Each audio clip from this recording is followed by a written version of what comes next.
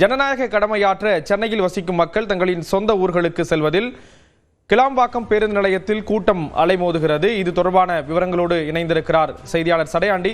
சடையாண்டி, கூட்டம் எந்த அளவில் இருக்கு, விவரங்களை பகிர்ந்துக்கலாம். நிச்சயமா ஸ்ரீராம், சென்னை கிளாம்பாக்கம் பேருந்து நிலையத்தில் எந்த பக்கம் திரும்பினாலும் மக்களுடைய கூட்டம் அலைமோதுகிறதை நம்மால் பார்க்க முடிகிறது. கிட்டத்தட்ட லட்சக்கணக்கான பயணிகள் கிளாம்பாக்கம் பேருந்து நிலையத்தை நோக்கி படையெடுத்த வண்ணம் இருக்கின்றனர். மாலை 4 மணியிலிருந்து சாறை சாறையாக கிளாம்பாக்கம் பேருந்து நிலையத்தை நோக்கி பொதுமக்கள் வர தொடங்கி இருக்கிறார்கள். தங்களுடைய ஜனநாயக கடமையை நிறைவேற்றுவதற்காக சென்னையில் வசிக்கக்கூடிய மற்ற மாவட்டத்தைச் சேர்ந்தவர்கள் சொந்த ஊருக்கு செல்வதற்காக கிளாம்பாக்கம் பேருந்து நிலையத்திற்கு வரக்கூடிய காட்சிகளை நம்மால் பார்க்க முடிகிறது.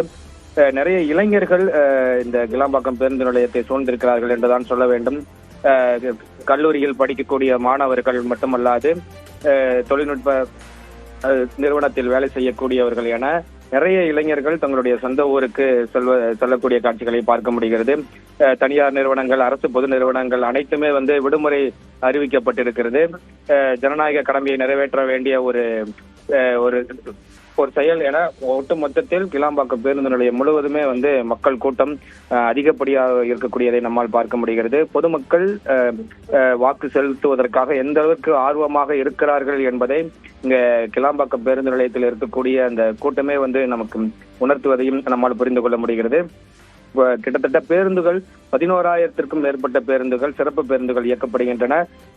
தினந்தோறும் 2,000க்கும் மேற்பட்ட பேருந்துகள் இயக்கப்படுவது வழக்கம். கூடுதலாக 6,000க்கும் மேற்பட்ட பேருந்துகள் என மொத்தம் 11,000 பேருந்துகள் இன்றைய தினம் மட்டுமே சிறப்பு பேருந்துகளாக இயக்கப்பட இருக்கிறது. எனவே பொங்கல், தீபாவளி பண்டிகை தினத்தன்று இயக்கப்படக்கூடிய பேருந்துகளுக்கு நிகராக இன்றைய தினமும் பேருந்துகள் இயக்கப்படுவதையும் நம்மால் பார்க்க முடிகிறது. கிட்டத்தட்ட தங்களுடைய ஜனநாயக கடமையை நிறைவேற்றுவதற்காக சென்னையில் வசிக்கக்கூடிய அனைவருமே சொந்த ஊருக்கு செல்வதையும் நம்ம இங்க இருக்கக்கூடிய கூட்டமே உணர்த்துகிறது. ஸ்ரீராம், விவரங்களை வழங்கியதற்கு நன்றி சடையாண்டி.